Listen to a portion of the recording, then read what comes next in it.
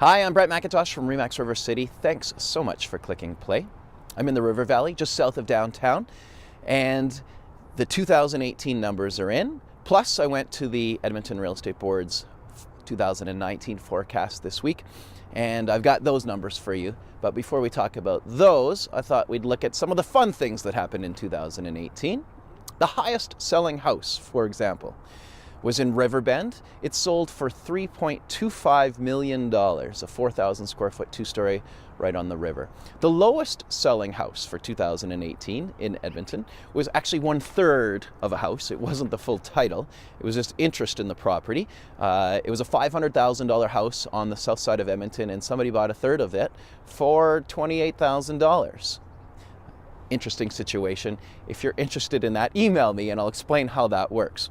The lowest selling condominium sold just east of downtown Edmonton. It was a 600 square foot, one bedroom condo that sold for $32,000. Yes, you can buy a condominium in Edmonton for $32,000. Isn't that incredible? That's cheaper than most cars these days, it seems. As far as what happened in the 2018 real estate market here in Edmonton, house prices did drop. Not as much as I was predicting, because inventory was at an all-time high and sales just kept dropping and dropping, and the chance of selling your house became harder and harder.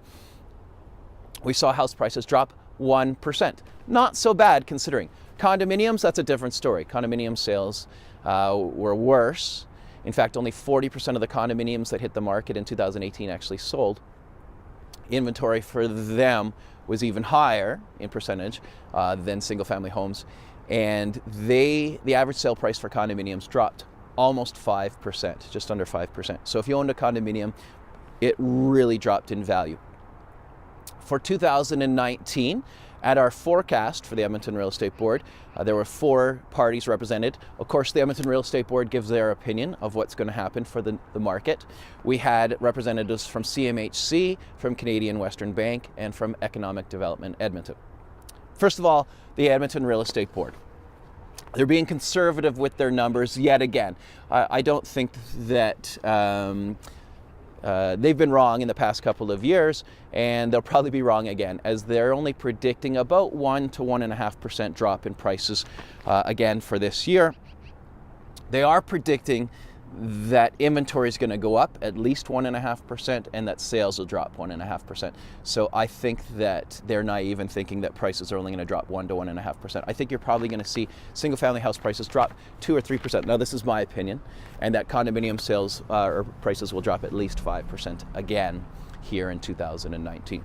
CMHC. Now, they're always incredibly optimistic on the market, and they seem to think that our house prices are actually going to rise in 2019, even though we're carrying more inventory into January than we've ever carried before.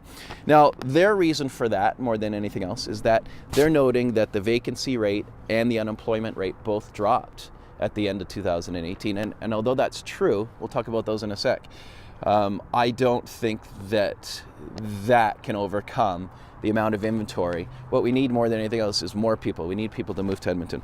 Economic Development Edmonton, well, they've noted that, yes, the unemployment rate did drop, but those jobs that were filled at the end of 2018 aren't quite the same as the jobs that were lost in the last 3.5 years. So jobs in energy, construction, and manufacturing are still way down. So those people who have gained employment are now working for less than they once were. Some good things that the EDE noted, that building permits for the fourth quarter in 2018 are at an all-time low, or a 5-year low. And so we're going to see a lot less new homes hit the market in 2019. That's a good thing for our market, as we don't need any more inventory. The other thing they noted is how young the Edmonton population is.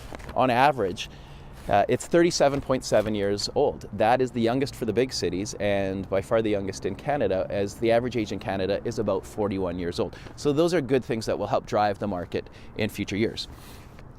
They're talking about some moderate growth rates, but we won't see anything like we saw in 2014 until 2030 to 2034. They literally think we're at least 11 to 14 years away from our market getting back to those sellers' conditions.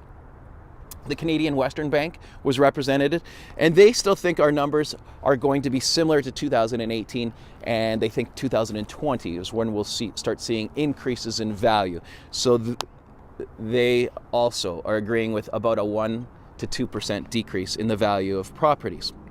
What they noted most is that an average Albertan can only afford about 85% of the same house that they bought 2 years ago. So they're noting that they can afford 15% less of a house than just 2 years ago. Single family home listing to sell ratio was 50% for 2018. For condominiums, like I said earlier, it's 40%. So a lot tougher to sell a condominium. Now, our team had some really great success. We sold 70% of our listings. If you know anybody who's thinking about buying or selling here in the Edmonton market this year, we're never too busy for your referrals and never take them for granted. Thanks so much for watching. You can always reach us at 780-464-0075 or reply to this email or the link on this page.